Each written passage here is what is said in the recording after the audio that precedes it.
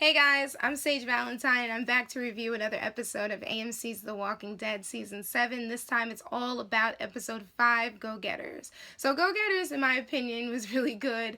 I'm so happy that we were able to see Maggie and Sasha and Jesus, Carl, a little bit of Rick and Michonne, and Enid. And Simon, because I think Simon's, a really cool character too, even though he is a savior, but I think he's kind of cool.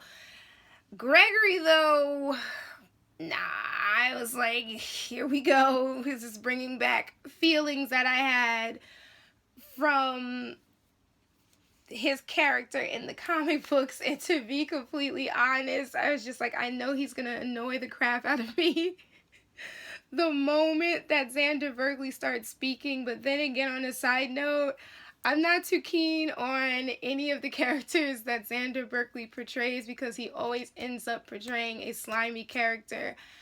I remember his character vividly from the Nikita reboot that was on CW years ago, and I could not stand that character either.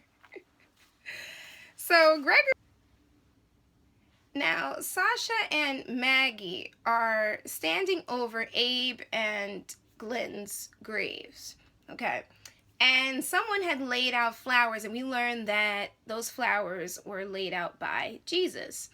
So Sasha and Maggie are talking, and then Sasha had given Maggie Glenn's pocket watch that was originally Herschel's pocket watch that he gave to Glenn, and it was a really sad moment. Then here comes Jesus, and he brings flowers, and he explains that blue flowers mean I think he said that they mean strength and calm, and the green flowers mean release.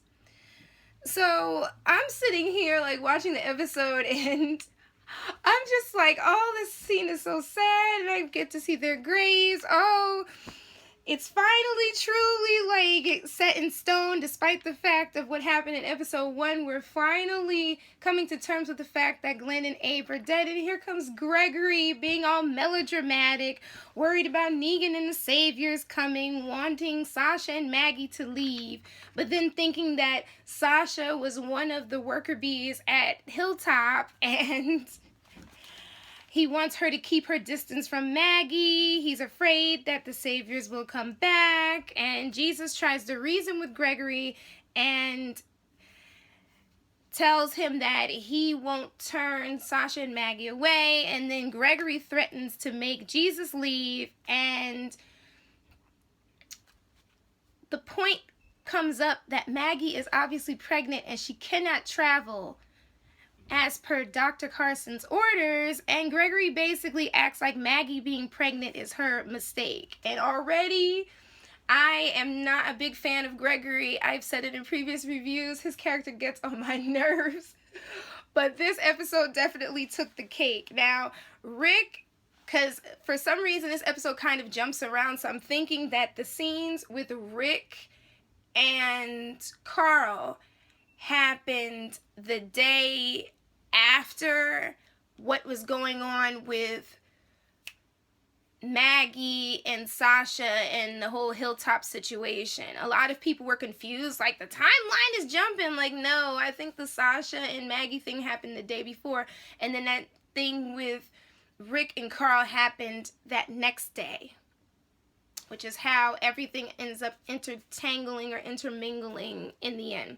But anyway, Rick tries to get Carl to come with him and Aaron in a small group on what I believe is a supply run, but I think they're also driving to the Hilltop, which, on a side note, will lead to a really, really cool storyline that happens at Alexandria, but also the storyline that happens at the Sanctuary because Carl stowed away on the truck, but I'll get to the Carl part later. Carl doesn't want to go. He's having trouble throwing these darts. Michonne won't go either, and Rick is about to kiss her goodbye, and then Michonne gives him this beautiful, loving kiss, something that we needed to see. A small, beautiful moment between these two after everything crazy that has happened in the first 4 episodes. And Rick thanks her for that kiss. Michonne tells Carl that she didn't go with Rick because she needs to figure things out. How can they do this? how can they, I guess, battle with Negan. And she's not sure if they can even do it, but she wants to figure this stuff out. Now, Enid heads off to see Maggie, and Carl is worried about it, but she says, you know what, I'll be fine. Carl says he's not saving her anymore, and Enid apologizes for what Carl had to see, meaning Glenn's death and Abraham's death. Now, Sasha is upset, and she wonders why Jesus isn't in charge, and she offers to pay Maggie's way by doing work, scavenging, but Jesus doesn't want that. Sasha really wants to help, and she says that Jesus needs to do more, which he does. And Jesus handed her Abraham's necklace, which was another sad moment in this episode. And Sasha wonders why the people of Hilltop don't bury their dead, and Jesus says they burn the dead, they keep on going, and they keep the memories with them. So Sasha's talking to Maggie, and Sasha says Gregory is an idiot, which he is, but Maggie says that he's a coward, which he also is, and cowards are dangerous. More dangerous than idiots, and I'm just like, where is the lie? Because it is the truth, especially in regards to Gregory. Now, Enid comes across a walker who is essentially hit by a car, and then the person driving the car backs up the car, and we find out that's Carl. He rammed the crap out of that walker. Now, someone opened the gate at Hilltop because somehow, some way, Gregory allowed Sasha and Maggie to stay the night, and then he wanted them to leave in the morning, and thank God they didn't, because clearly Hilltop would have been overrun with walkers without Sasha and Maggie and Jesus combined kicking butt and taking names. But anyway, apparently the Saviors opened the gates, pushed in this car playing music, and that attracted the walkers, and I called their entrance the Walkers Procession. Maggie wants to help Sasha battle these walkers. Sasha's just like, no, the doctor said you need to sit. No. So Sasha goes out to fight the walkers, and then Maggie calls over to Jesus and tells him to help out, and then she calls to the two guys that are on the balcony. That's like that main house where Gregory stays, and tells them they need to do something and try to close that gate. So Jesus is kicking butt, taking names. He is the bomb. I feel like TV show Jesus is on par with comic book Jesus as far as those moves. Now, Sasha can't get the car open, and when Jesus comes up behind her to help, she almost stabs him, but he's able to block her knife. Gregory's no help at all. As soon as he sees everything outside of his window, he backs away into the darkness, and I'm just like, coward. Maggie helps out in a big way by... So Maggie drives a tractor backwards, basically kind of like in reverse, over the walkers and that car, and stops all the music. Jesus, Sasha, and Maggie make the perfect tag team. Carl reveals that the reason why he watched Abe and Glenn die by the hand of Negan with Lucille was so that he would have the courage to kill Negan. Enid said that she didn't need to see those deaths, and honestly, quite a few fans were just like, we didn't need to see them either. I mean, it was enough to see what happened to Glenn in the comics, but to see it come to life still haunts me to this day. So even after Maggie and Sasha helped out, Gregory still won't let them stay. He talks about the gate being broken. He can't remember anybody's names. Sasha said she'll leave, but she wants Maggie to stay. Gregory implies that he will work out a deal with them if they get down with some, as Negan said, freaky deaky. And then when Sasha and Jesus and Maggie in particular side-eye Gregory, then he gets insulted, feeling like they were implying something that wasn't even on his mind, and he still wants them to go. And then here come Simon and the Saviors. Now, the entire time Simon is there, he is talking about some sort of painting. It's a pretty one. It's a man on a horse. I think he had like a blue jacket and a red sash. And Simon reveals that the Saviors were behind that whole Walker processional with the fire and the music, and they were going to rush in to kill the Walkers, but the Hilltop people kill the Walkers for them, and Gregory equates that to his group watching the Saviors in action, again puckering up and still kissing up, has no shame about it. Gregory reveals he's a team player, and Simon says something about another group that got spoiled and soft, which is what got them killed, and I realize the group he's talking about that got killed was the Satellite Outpost group. So Simon reveals that the people who killed them now work for the Saviors. They are real go-getters. So that's the meaning behind the title of the episode. So Gregory says he knows what it means to cross the aisle, and Simon reveals, like, basically Negan wants me to be your Negan, i.e. your by proxy. So pretty much you're not going to see Negan anytime soon. You're just going to keep seeing me and the Saviors popping up. Gregory thinks that he and Simon are cool, and I'm just like, no, you guys are not cool. Gregory decides to lead Simon to a closet where Maggie and Sasha are supposed to be hiding. But when he opens up the door, all he sees are boxes, one of which has scotch in it. And we learn that Simon likes gin, probably gin and tonic, as his alcohol drink of choice, whereas Negan is really big into scotch and probably whiskey as well. He probably likes those hard brown drinks. So Simon says that he is going to take credit for this whole whiskey find. He's not even going to mention Gregory's name. So there in that scene, Simon basically played Gregory a second time. Okay. And he says that he appreciates the gesture because that scotch is obviously going to go to Negan because Gregory is a dumbass. So Simon and the Saviors are basically going through the hilltop, and Simon says, make sure you take that painting off the wall. I'm assuming, or I assumed when I watched the episode, that that painting was obviously going to go to Negan, because judging by his little apartment room that we saw, it seems like he likes nice things. So that painting would be nice to be put on his wall, and I wouldn't be surprised if they showed us his room again in episode 7 and we saw that painting on the wall. So Gregory is basically asked to kneel by Simon, and I'm like, I know this dude is not going to kneel, and what does he do? He kneels down. It kind of reminds me, that whole situation, of that quote Negan said at the end of last week's episode where he says, you know, I put my blank in your mouth and you thanked me for it.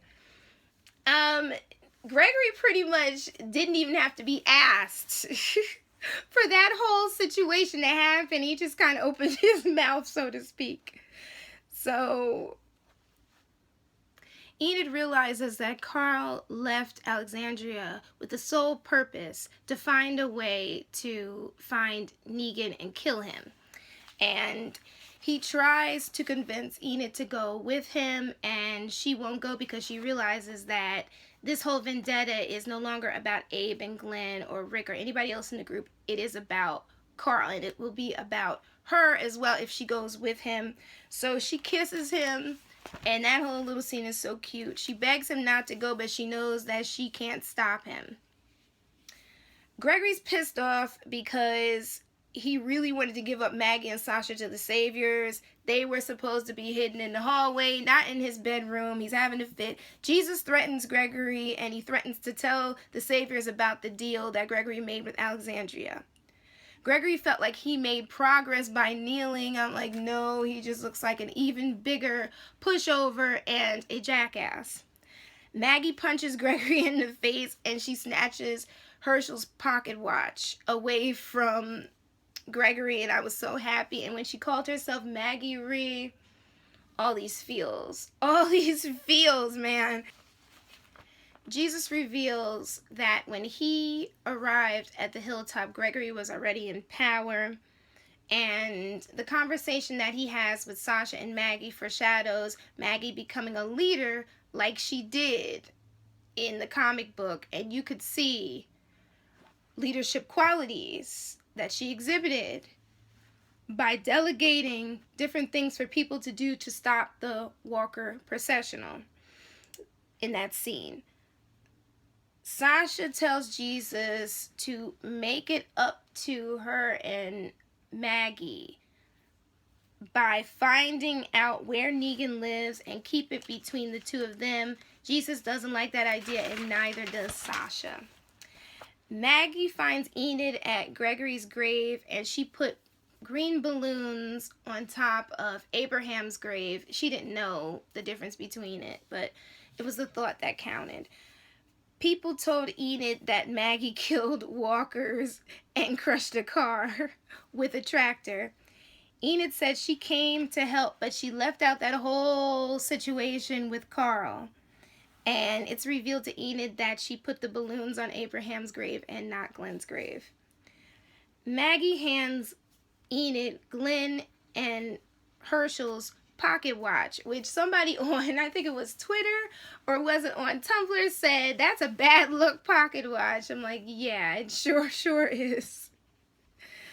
The trio of Sasha, Maggie, and Jesus are just completely badass. Jesus stows away in one of the trucks that I think it's the Saviors are taking back to the sanctuary. Sasha is revealed to be sharpening a knife and smoking a cigarette. She reminded me so much of Abraham. That's the Abraham influence on her. So clearly we know that Sasha has a vendetta, and it is rumored that Sasha might be the one to take Holly's death, but then I don't take these rumors at face value anymore because I've heard quite a few rumors and they have been wrong. So I'm going by what I have read in the comic books and how it pertains to the TV show. That's what I use when I do all of these reviews. So in the end, Jesus climbs into the Negan truck that is a part of the Savior's caravan on the way back to the sanctuary. And he takes a swig out of one of the bottles from that box of scotch that Gregory gave Simon. And then he pours some out in the back of the truck. And I'm thinking that he did that for two reasons. Number one, so that he would have I guess you could call it a reference point. So that when he's traveling back from the sanctuary, he will know that they came from this direction. And two, I think he also did it to be a troll. But the look on his face when Carl popped up in the back of that truck was priceless. And it made me so excited and so anxious to watch episode 7. But tonight, episode 6 airs. And I cannot wait to see it because it is definitely going to be eye-opening and something new, and it involves Tara and Heath, and we get to see where they ended up and what is going on with them. And a lot of people have been complaining about the first 5 episodes of the season. They're saying how there are too many quote-unquote bottle episodes and that, to be honest, the show is lacking. But the comic book readers are, for the most part, happy. Some have issues with the way that Jeffrey Dean Morgan is portraying Negan. I don't. Some don't like where the storyline is going, but a lot of people do. And there are blogs talking about how the ratings have dropped sharply. Yes, the ratings dropped, but they are nothing in comparison to what happened in season 2.